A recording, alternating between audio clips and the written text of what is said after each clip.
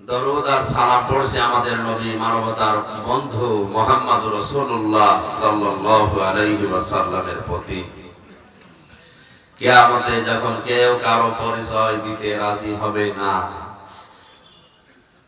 এমনকি হযরত ঈসা আলাইহিস সালাম বলবেন, আল্লাহ আমার মা মরিয়মের সাথে তোমার যা ভালো লাগে সে আচরণ করো, কিন্তু আমারে তুমি কিছু বলবা না। হযরত ইব্রাহিম নবী আলাইহিস সালাম ডাক দিয়ে বলবে, রব্বুল আলামিন আমার বাবা আসরের সাথে যা ভালো লাগে করো, কিন্তু তুমি আমারে বাঁচাও। চারিদিক থেকে যখন একই আওয়াজ আসবে, হঠাৎ একটা আওয়াজ বেশি আসবে, রব্বি হাবলি ইয়া উম্মতি। সবাই চিন্তায় থাকবে, কি গো কেউ কারো কথা বলে না, এই লোকটাকে আজ নিজের আপন মা যেখানে ভুলে যাচ্ছে। তাফসীরে ফি জিলালিল কোরআনে মুফাসসির লিখেছেন, অনেক সন্তান নিজের মায়ের পা ধরে 50 বছর পর্যন্ত পড়ে থাকবে। 50 বছর পরে ওর মুখের উপরে লাথি দিয়ে বলবে, কে তো ওই দুনিয়ায় তো আমার বিয়ে হয়নি, তোরে পাবো কোথায়?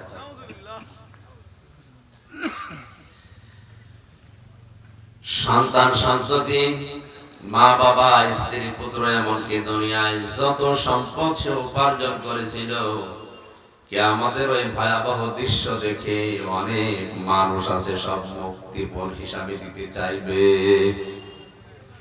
সূরা মারিসের ভেতরে আল্লাহ এই শব্দটা দিয়েছেন, ইয়াউমাইযিন ইয়াওয়াদ্দুল্লাযীনা কাফারু।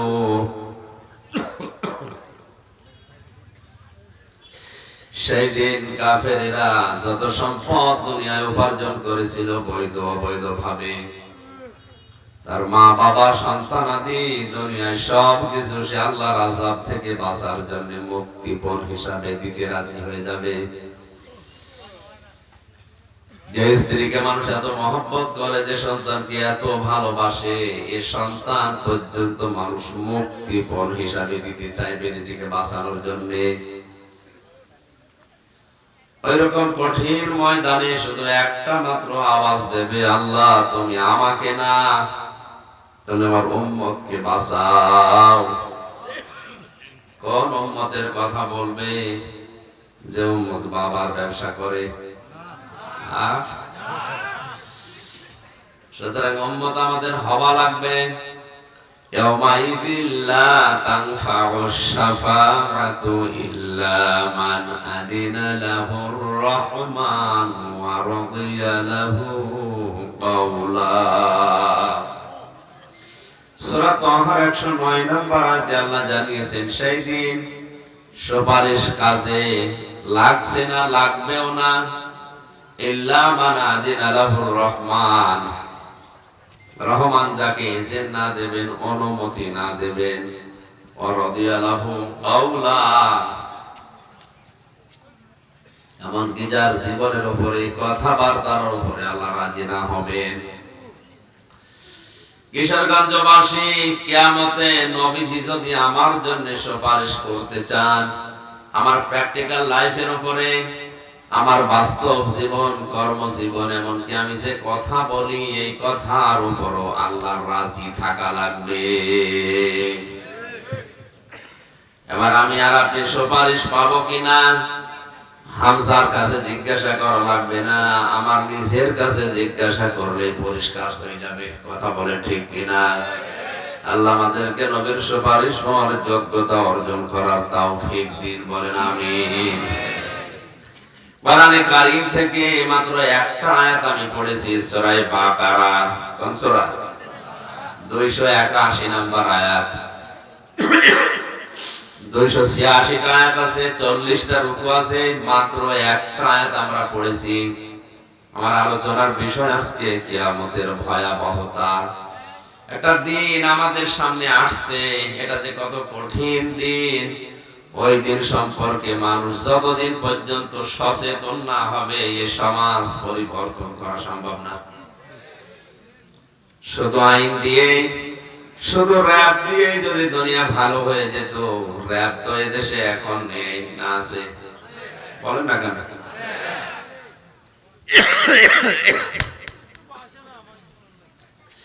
সুতরাং শুধু রব নয়, রবের পাশাপাশি রবের ভয় যতদিন আমাদের তৈরি না হবে ততদিন পর্যন্ত এই দেশটা শান্ত হবে না। ওইটা তৈরি করার জন্য আজকের এই আয়োজন।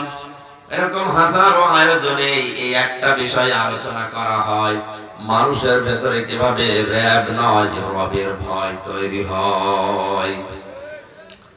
জবান খুলে কোরআনের এই আয়াতটা একবার পড়েন, আমরা তাফসীরে প্রবেশ করছি। আউযু বিল্লাহি মিনাশ শাইতানির রাজীম। বিসমিল্লাহির রহমানির রহিম।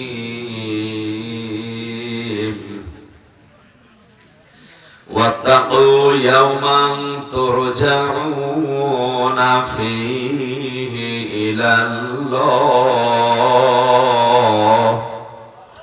কুল্লু নাফসিন সুম্মা তুওয়াফফা কুল্লু নাফসিন মা কাসাবাত ওয়া হুম লা ইউযলামুন। ইরশাদ হচ্ছে ওয়াত্তাকু, তোমরা ভয় করো বা বেঁচে থাকো, ইয়াওমান তুরজাউনা ফীহি ইলাল্লাহ, ওই দিনকে ভয় করো, ওই দিন সম্পর্কে তোমরা বেঁচে থাকো যেদিন সবাইকে ফিরে যেতে হবে আল্লাহর দিকে। তার মানে আয়াত দ্বারা বোঝা যাচ্ছে একটা দিন সামনে আসতেছে। এই কথা বলে দেখা, এই আয়াত দিয়ে এখন প্রমাণ হয়েছে যে সামনে একটা দিন আসতেছে।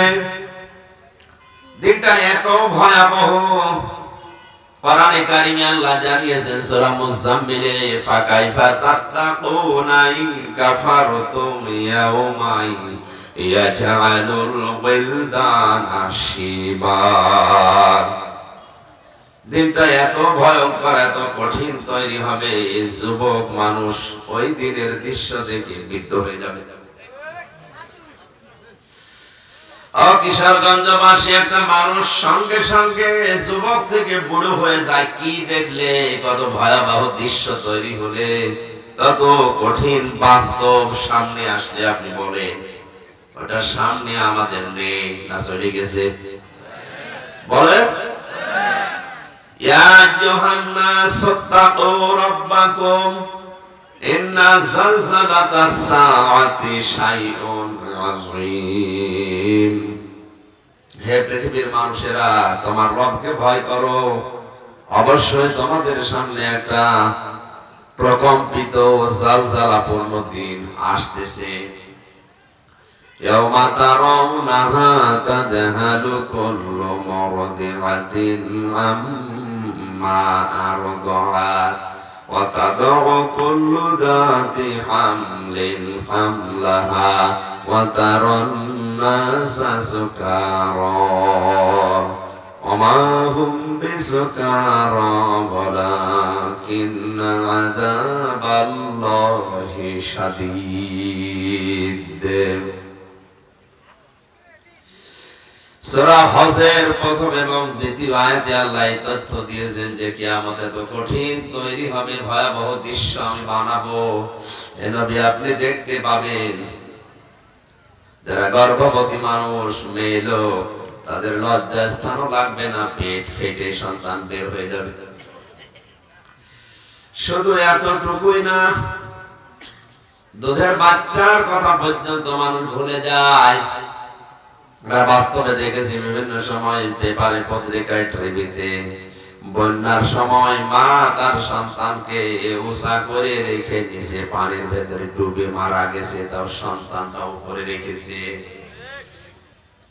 এই মা তার সন্তানকে যে দুধ দেওয়া লাগবে এই কথা পর্যন্ত ভুলে যাবে। মানুষ পাগলের মতো আচরণ করবে।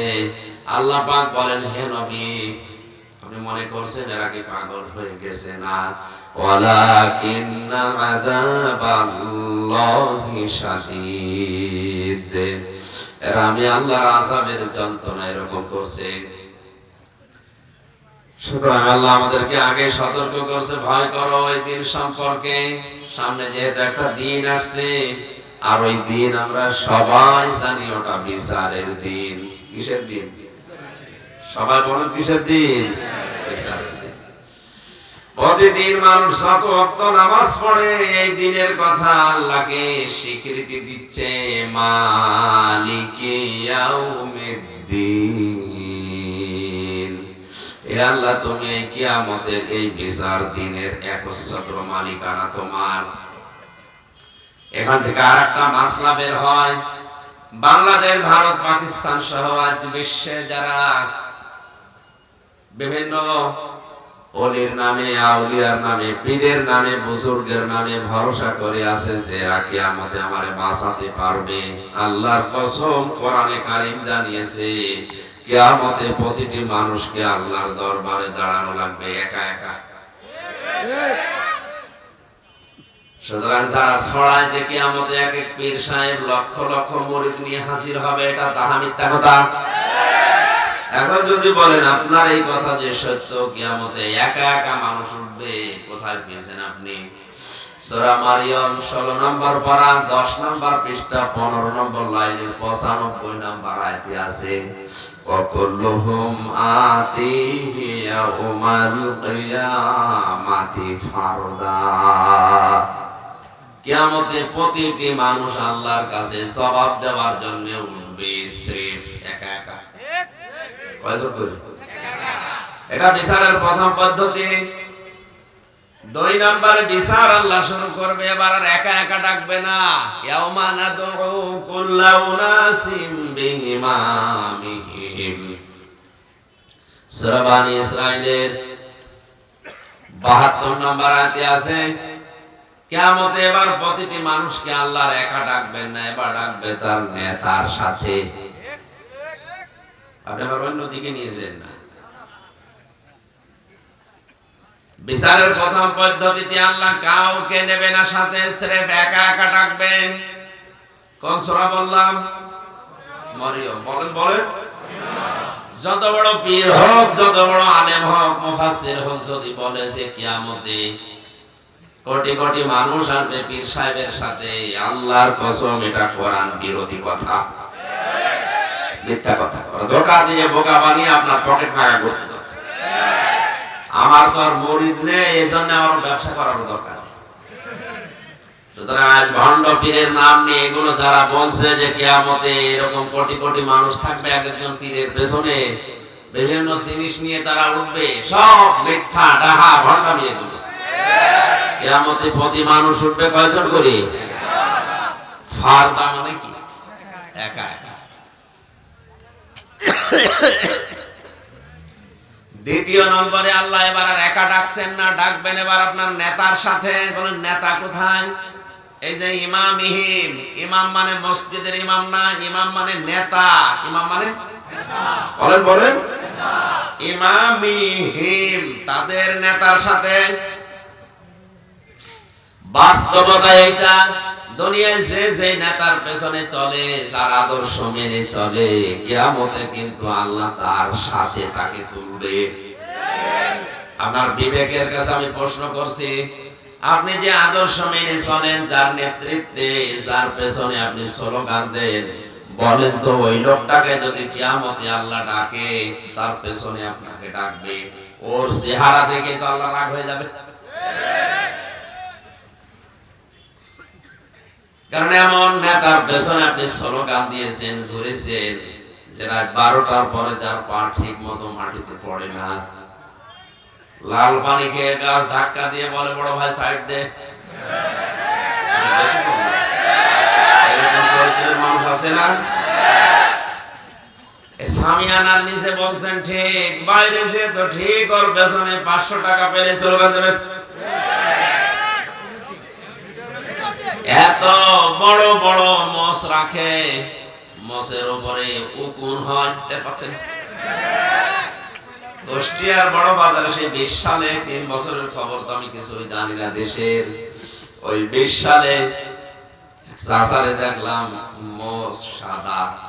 বললাম চাচা বয়স তো খুব বেশি না, মোষগুলো তো কয়েকদিন আগেও কাঁচা ছিল, পাকলো কবে? না, দুধ খেতেছি, শহর লেগেছি। মোষের জেনারেল ওসমানের মতো মোষ রাখে। যেটা রাখার দরকার এটা রাখে না, কথা বলে না।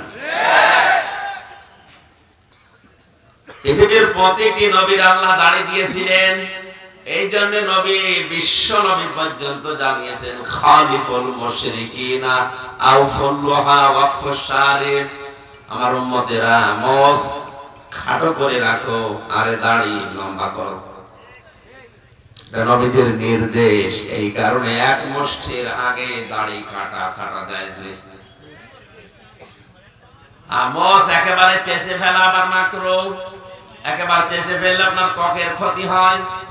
যতটুকু পারেন আপনি একেবারে ছোট ছোট করে রাখবেন, এটা নবীর এই নির্দেশ মানা হবে। দাড়ির পয়েন্টটা হচ্ছে অনেক মানুষ যে এই জায়গাটা রাখে না, এটা দাড়ির অংশ নয়। এই কথা বলে কেন? এখানে কথা অল্প শোনে আর এই যে মিডিয়া কাটসাট করে তখন ওটা পাল্টা ধারণা করে। এই যে এর নিচে যে অংশটা এটা দাড়ির অংশ নয়, কেউ যদি কেটে ফেলেন কোনো হবে না। দাড়ি হচ্ছে এখান থেকে শুরু করে শক্ত জায়গাটা, এই শক্ত জায়গাটা দাড়ির অংশ, এইটুকু আবার রাখার দরকার নেই। কথা বুঝতেছে? হ্যাঁ, আমাদের ভাষা তো বুঝি না ভালো, দেখা যায় না না। এইগুলো নিচে দিতে পারেন না? আমি বারবার বলে যে এগুলো নিচে দিতে, এখন নিচে নামাবো কি করে, তো ভাঙা লাগবে। আজকে মতো থাক, ওদেরকে বলে দিয়েছি যে সামনে থেকে এখানে দেবেন। আরে এখানে এটা কি নাম জানো? MRS মুসলিম টিভি। এটা কোনটা কোনটা? গাজীপুরে আজকে দিনের বেলায় মাহফিল ছিল, ওই জায়গায় এক পাগল সামনে থেকে, আমি বেদাতের সংজ্ঞা দিচ্ছিলাম, ও পাগল সামনে থেকে লাফিয়ে উঠেছে। আর ওইটা ওরা থাম্বনেল দিয়েছে যে হুজুরের মাহফিলে কি নিয়ে উল্টোপাল্টা দিয়ে, ওইটা প্রশাসন দেখলে বলবে আর হতে দেব না। কে গো এখানে থাকলে কই কোনটা ভাঙা দরকার নেই। সামনে থেকে যদি এরকম আমি কোনো কিছু পাই মোবাইলে, সত্যি কথা বলছি একটাও করতে দেবো, সব বন্ধ করবো। কারণ আপনার এই উল্টাপাল্টা থাম্বনেলের কারণে আমি 3 বছর ভেতরে ছিলাম। ওরা আমার রিমান্ডে যত প্রশ্ন করেছে তার ভেতরে এইটা একটা, 1-1.5 মিনিট 2 মিনিট 2.5 মিনিট করে শোনা, অথচ আগের কথা নেই পরের কথা নেই, মাঝখানে 2 মিনিট দিয়ে বসে এইটা বলেছে। আরে আগের কথা কই? এখানে প্রসাব করিবেন, না করিলে 50 টাকা জোর। প্রসাব যদি নাও লাগে জোর করে করে টাকা বাঁচানোর জন্য। আমার অবস্থা রিমান্ড করি, আমি বলছি এই কথার আগেরটা কই পরেরটা কই। আমার বক্তব্য শুনে উদ্বুদ্ধ হয়ে কেউ নাকি সংসদ ভবন ভাঙতে গেছে, কই সেটা কই দেখা, পুরাটা দেন। এটা না আপনাদের আমি বারবার বলেছি যে এই কাজ করেন না, কয়েকটা টাকা বৃদ্ধি করার জন্য আপনারা এগুলো করেন। কেন এই 1 ঘন্টা 1.5 ঘন্টা করে কথা বলা হয়, পুরাটা ইউটিউবে দিতে পারেন না? ফেসবুকে মেসেঞ্জারে নিজের আইডিতে যদি এগুলো ছাড়েন, আমি কিন্তু বলে দেবো একেবারে স্পেশাল ব্রাঞ্চে এসবি বাংলাদেশে গোয়েন্দা বিভাগ যারা আছে, এসবির ডিআইজি নাফিউল সাহেব এটা কন্ট্রোল করে। আমার সাথে মাঝে মাঝে কথা হয় স্যার, আমি কিন্তু বলে দেবো সত্যি, আপনার নাম ধরে বলে দেবো MRS মুসলিম টিভি আর কোরআনের আলো মিডিয়া, এই কয়েকটা নাম আমি লিখে রেখেছি, এগুলো ওনার কাছে পাঠিয়ে দেবো। একেবারে জীবনের মতো ব্যবসা করবে, পুরাটা দেবেন। 1 ঘন্টা বলি 1 ঘন্টা 1.5 ঘন্টা বলি যাই বলি পুরাটা ইউটিউবে দেবেন। যদি কাট ছাট করে আর কিছু যে কথা আমি 1-1.5 ঘন্টা কথা বলে তো 2-1টা স্লিপ অফ টান হতেই পারে, ওইটা আরো কেটে বাদ দিয়ে আমারে বাঁচাবে না, ওইটা আরো বেশি করে হলুদ যেন ধরা খায়। আমি ধরা খেলে মাফে আপনার আসতে পারতেন, আমি তো ধরা না খাই সেই কাজ করে। দ্বিতীয় নম্বরে আমি বলেছিলাম কিয়ামতে প্রতিটি মানুষকে আল্লাহ ডাকবেন তার নেতার সাথে। দাড়ি রাখার যে মাসলাটা বললাম, এই শক্ত জায়গাটা রাখবেন আপনি, সুন্নাত আদায় হয়ে যাবে। আর নবীজির একটা সুন্নাত যদি এই ফিতনা ফাসাদের জামানায় কেউ জিন্দা করতে পারে, কিয়ামতের দিন সে 100 গলা কাটা শহীদের সওয়াব নিয়ে উঠতে পারবে। এইটা দাড়ির অংশ না, এই নরম জায়গা যেটুকু এইটুকু দাঁড়িয়ে এই এদিকে তাকান, দেখতে পারছেন না তো? এই তো কি করবো কি এখন? এই যে ইনারে দেখা, এই যে এই নরম জায়গাটা দাড়ির অংশ না, এটা বলে কেটে ফেললেও অসুবিধা নেই। মাসলা নিয়ে এটা নিয়ে মতভেদ আছে। কেটে ফেললে যদি ভালো লাগে আপনি কেটে ফেলবেন, যদি ভালো না লাগে, যদি রাখলে আরো পুরুষ পুরুষ মনে হয় রেখে দেবেন, অসুবিধা নেই। তাই নরম জায়গাটাও যদি দাড়ি রাখে আপনার এবার আদর করবে কোথায়? এই জন্য এই জায়গাটা যদি না, বুড়ো মানুষের দরকার নেই, বুড়ো মানুষ পুরা মুখ রাখো, আর জীবনে কেউ আদর দেবেও না। ও দাদারও দরকার নেই, আদর বহু পেয়েছে।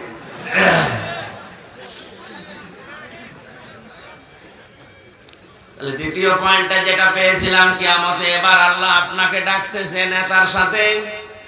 এই নেতার চরিত্র দুনিয়ায় যদি উল্টা পাল্টা হয়, ওর দিকে তাকিয়ে যদি আল্লাহর রাগ হয়ে যায়, তো পেছনে আপনার দিকে আল্লাহ তাকাবে না, মনে করবে ওর নেতাই যদি এরকম কর্মী 2 নাম্বার। এই জন্য আমি আপনাকে বাঁচার জন্য বলছি, কোরআন আমার সামনে, আল্লাহর কসম আমার কোনো লাভ এই জায়গায় নেই, আপনাকে আমি বাঁচাতে চাই। আপনি ধরা খাবেন, আমি কোরআনের চোখ লাগিয়ে দেখতে পাচ্ছি। আপনি এখনো থেমে যান। আপনি যদি বলেন না আমি তো নামাজ পড়ি, রোজা রাখি, আমার বউ পর্দায় থাকে, আমার ব্যবসা হালাল, আমার দেবে কেন? আপনি কি নবীর স্ত্রী তো লূত আলাইহিস সালামের চাইতে দামি হয়ে গেছেন? হযরতে লূত নবীর স্ত্রী, তাও সাধারণ মানুষ না, নবীর স্ত্রী। তার চরিত্র ভালো ছিল, তিনি চরিত্রহীনা ছিলেন না, কিন্তু তলে তলে চরিত্রহীনদেরকে সাপোর্ট করতেন।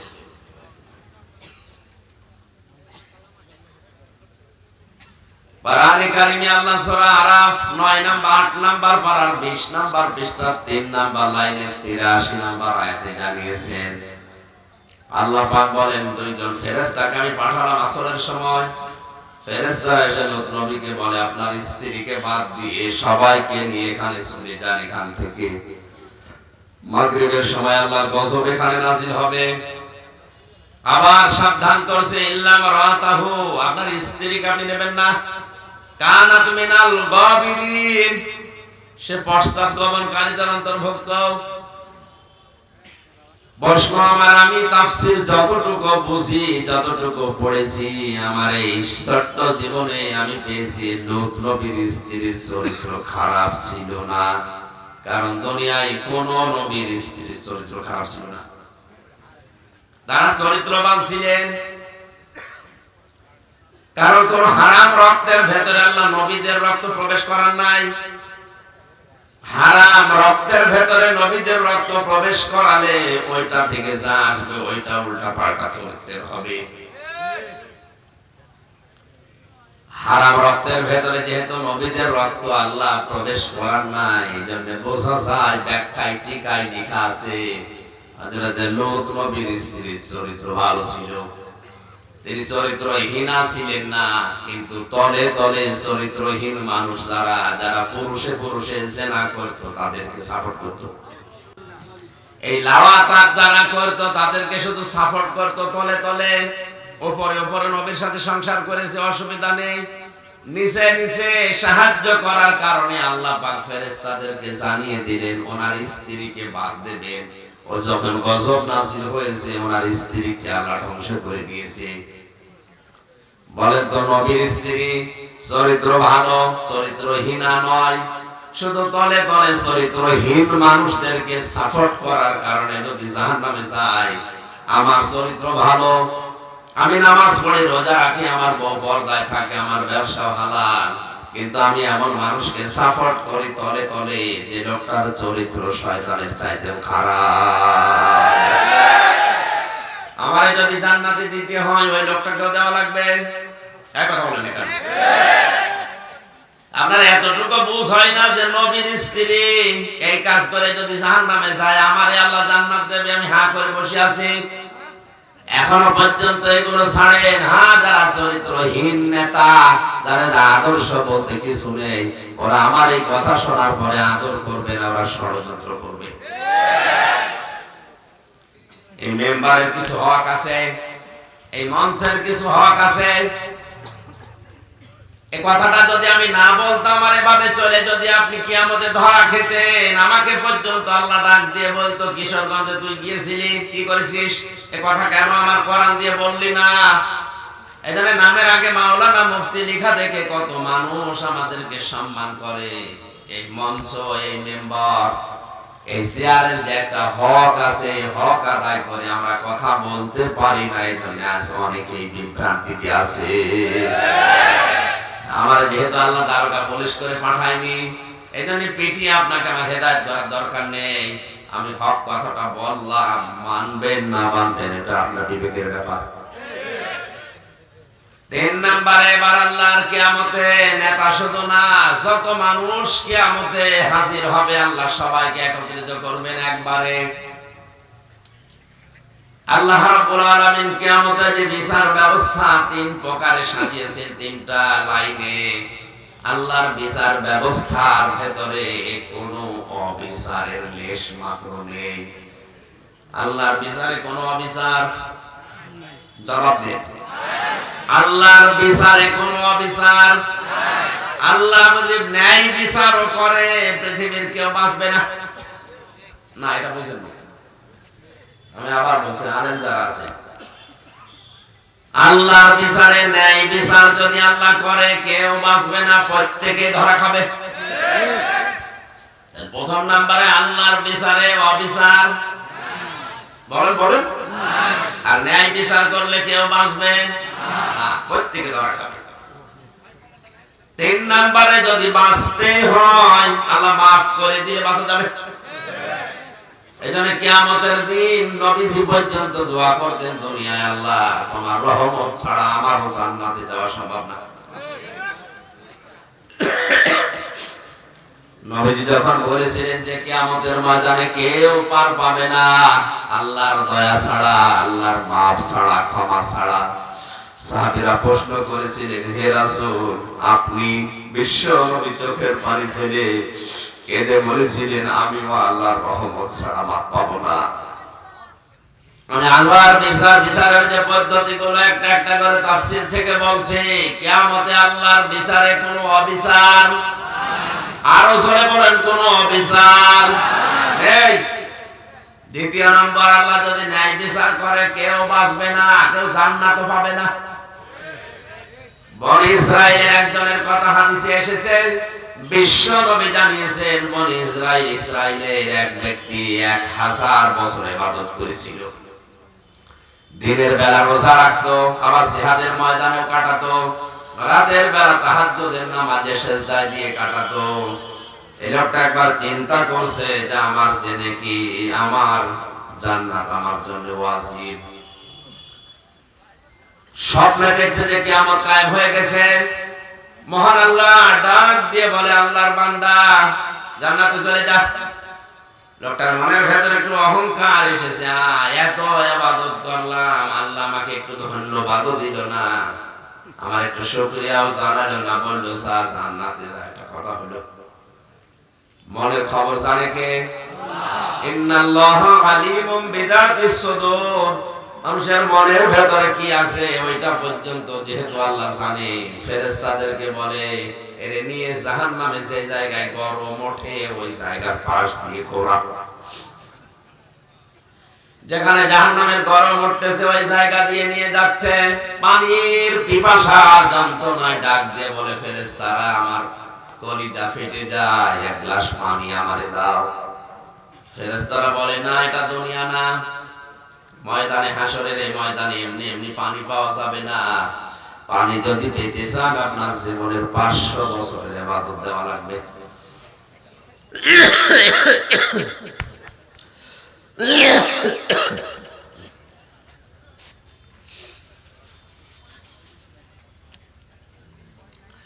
লোকটা বলে, আমি রাজি আছি, আমার জীবন বাঁচে না, আমি কি করব?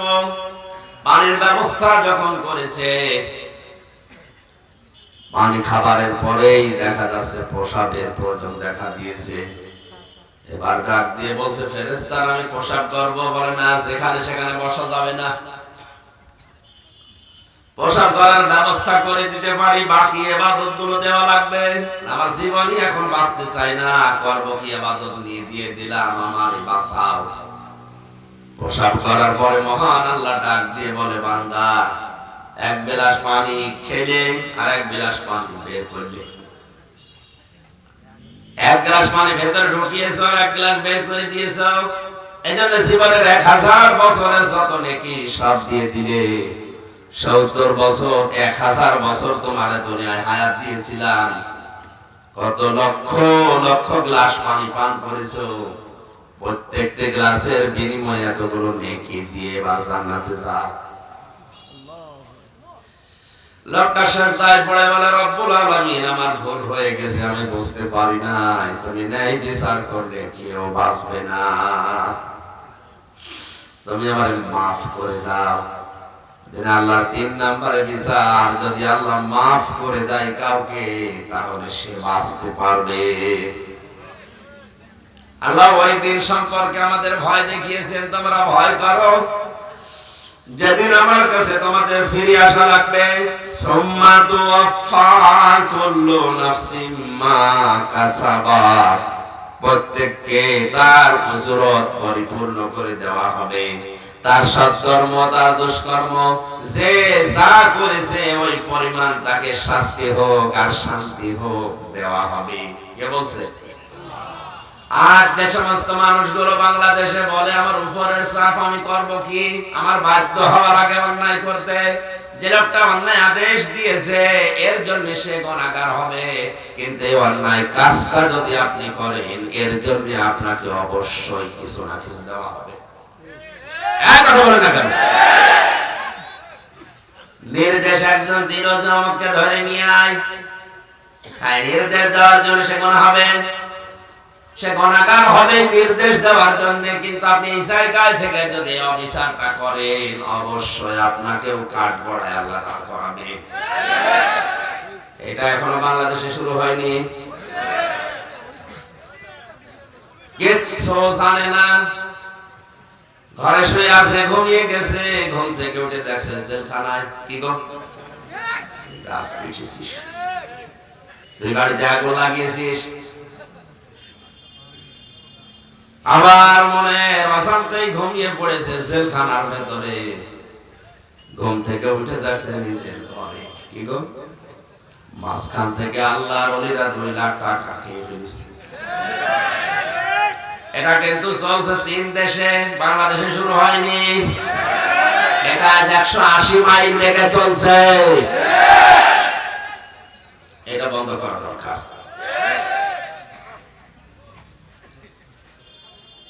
আমি একটু বেশি বলে ফেললাম। সূরা মুদাসসিরের ভেতরে আছে আল্লাহ রাব্বুল আলামিন বলেন প্রত্যেকেই তার নিজ কর্মের জন্য দায়ী। এইজন্য আপনার জীবন চালাতে গিয়ে যদি অবৈধ কাজ করা লাগে, আমার মনে হয় ওই রকম চেয়ারের মুখে ঝাঁটা দিয়ে ভিক্ষা করে খাওয়া ভালো। না একটু শক্ত হয়ে যাচ্ছে, নাকি কাটাকাটির বাস করবো? বাবা কাঁদো, বাবা কাঁদো, আমিও কাঁদা শুরু করে আমি কাঁদো। বাস্তবে এগুলো দেখে আসলাম তো, এই জন্য মনের দুঃখ নিয়ে বলছে। কি অবস্থা দেখেন বিচার ব্যবস্থায়, আমার মনে হয় এখন আদালতের ইট পর্যন্ত টাকা চায়। জেলখানা থেকে বের হবেন আপনি জামিন পেয়ে, তারপরও না, জেল গেট থেকে যে কত রকমের হয়রানি মানুষকে করা হয়। আমরা 3 ঘন্টা বসিয়ে রেখেছি, 14 জায়গা থেকে পারমিশন। জেল থেকে যদি জামিন পাওয়ার পরে না ছাড়ে তো সাথে জামিন দেওয়া দরকার কি? বলছে না দেখি আরো নতুন কোন মামলা আসে কিনা। ওরে শয়তান, তার মানে আমারে আরো আটকিয়ে রাখে, তোর বিনা কারণে 3 বছর আটকে রেখে 7 মেটেনি। দেখি 3 ঘন্টা 8টার সময় নিয়ে গেছে 11:45 পর্যন্ত ছাড়ছে না। দেখি দাঁড়া নতুন কোন মামলা আসলে আর এখান থেকে ফের রিয়াজ দেখিয়ে ভেতরে ঢুকিয়ে দেবে। জোরে বলো সুবহানাল্লাহ। আউযুবিল্লাহ।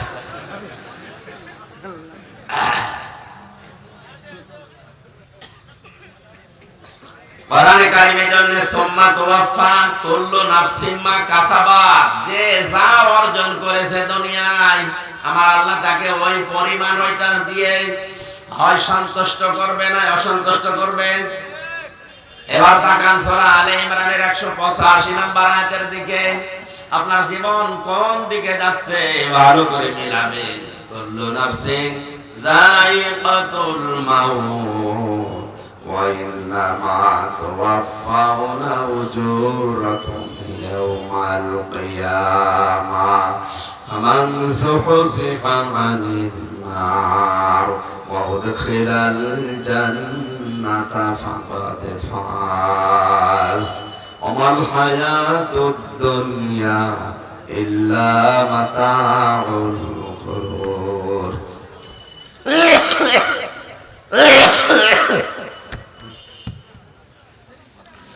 আসলে বারবার বলছি তো যে 3 বছর ভেতরে আমরা যা খেয়েছি এই খাবার খেয়ে তো টিকে থাকা কঠিন।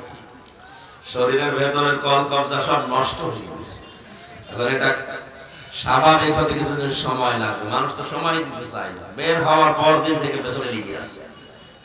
বাড়িতে যে ভালো মতো থাকবো খাবো সেসব নেই। আসে যে কুষ্টিয়া থেকে এই 300 কিলো 400 কিলো পথ জার্নি করে আসে। শরীর এখন স্বাভাবিক হতে আসলে সময় লাগবে, হবে না। আমার ভাইরা, আল্লাহ রাব্বুল আলামিন প্রত্যেকেই মরা লাগবে ঘোষণা দিয়ে শেষ করেননি। যে যা উপায় করেছে দুনিয়ায় তাকে পরিপূর্ণ করে দেওয়া হবে। ওই মানুষটার জীবন সফল, তাকে আল্লাহ জাহান্নামের আগুন থেকে বাঁচিয়ে আস্তে আস্তে করে জান্নাতের দিকে ঠেলে দিচ্ছে। জোরে বলেন সুবহানাল্লাহ। এবার একটা আয়াতের নতুন তথ্য বলছি, এদিকে তাকান। দুনিয়াতে আপনার এই জীবনের ইবাদত বন্দেগী কবুল হয়েছে কিনা এটা জানার জন্য এই আয়াত থার্মোমিটার। আমার এখন 33 বছর বয়স, মুরব্বির বয়স হয়তো মনে হয় 50 বছর হবে। এই 33 বছরে আমি যত ভালো ভালো কাজ করেছি দুনিয়ায়, আমার কাজগুলো, আমার নামাজ রোজা, আমার কুরবানি, আমার দান সাদকা, আমার এই 3 বছর জেল খাটা, এটা কি আল্লাহর দরবারে কবুল হয়েছে কিনা জানার জন্য হাদিস হচ্ছে আমার আচরণটা যদি মানুষের সাথে ভালো হয় বুঝতে হবে আমার ইবাদত কবুল হয়েছে। আমার আচরণের উপরে এগুলো নির্ভর করে। ব্যক্তিগত জীবনে, পারিবারিক জীবনে, সামাজিক জীবনে, আন্তর্জাতিক জীবনে, রাজনৈতিক জীবনে এগুলোর যে মুআমালাত মুআশারাত একটা ইবাদত, এগুলো অনেকে জানে না। মানুষের সাথে হাসি মুখে কথা বলা ইবাদত। সুবহানাল্লাহ বলতে পারেন না? আকুলু লিন-নাসি হুসনা, মানুষের সাথে হাসি মুখে কথা বলা একটা সাজদা দেওয়ার মতো সওয়াব হবে। সুতরাং আমার জীবন জান্নাতের জাহান্নামের থেকে বেঁচে আস্তে আস্তে জান্নাতের দিকে যাচ্ছে কিনা, আমার মানুষের আমার জীবনের ইবাদত কবুল হচ্ছে কিনা এটা মাপার জন্য মেশিন থার্মোমিটার হচ্ছে আয়াত। আল্লাহ পাক বলেন তোর আচরণ যদি ভালো হয়, মানুষের সাথে মুআমালাত মুআশারাত যদি ভালো হয়, তুই বুঝবি তোর জীবনটা আমি আল্লাহর কাছে কবুল হয়ে গেছে। এটা আমরা যে যা করছি কিয়ামতে তার পরিপূর্ণ উজরাত আল্লাহর কাছ থেকে পাওয়া যাবে। অহুম লা ইসলামুন, আল্লাহ কারো উপরে জুলুম করেন না। সমাজ ভাইরা আসলে হচ্ছে না, পরিবেশটা আপনারা অনেকে নষ্ট করে ফেললে। আর আমার গলায় সাপোর্ট দিচ্ছে না, শরীরও পাচ্ছে না, যেভাবে কথা বলা দরকার এভাবে হচ্ছে না। আগামীতে সময় দেন, একটু সময় দেন, কিছুদিন আমি স্বাভাবিক হয়ে নিই। তাফসীরের পড়ার মাহফিল লিখে দিয়েছেন, তাফসীর পড়ার জন্য আয়াতে কত তথ্য আছে। এক একটা শব্দের ভিতরে লক্ষ লক্ষ কথা আল্লাহ জানিয়েছেন। যত আপনি চিন্তা ভাবনা করবেন, গবেষণা করবেন, তত নতুন তথ্য এখান থেকে বের করা যায়।